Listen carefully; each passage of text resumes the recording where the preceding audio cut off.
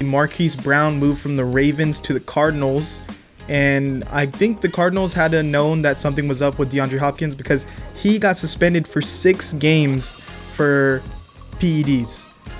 Marquise Brown was there at a press conference that first night of the draft for the Cardinals. So people were like, how did he get there so fast if this trade barely happened? So I'm sure it was something that was already in the works, and they just put the final touches on it that night. But yeah, I'm sure they already knew this was coming up. You don't make a move like that unless something, you have that inkling. 6 games is actually going to be the difference between, making the playoffs and not. I mean, obviously we've seen last year with the Cardinals. It was a really big difference. Last season, we saw towards the end of the year, the Cardinals started to kind of fall apart without DeAndre Hopkins healthy in the lineup.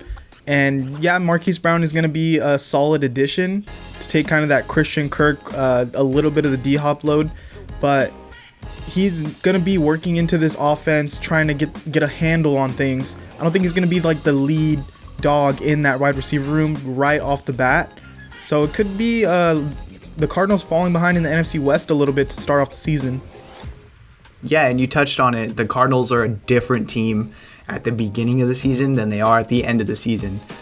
So it's actually going to be really interesting. If they end up falling behind, they've already re-signed Cliff Kingsbury, but interesting to see what happens with Kyler.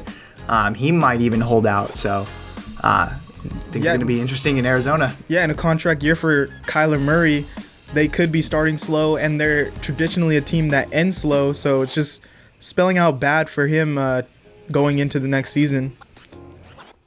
Oakland A's star, Kyler Murray.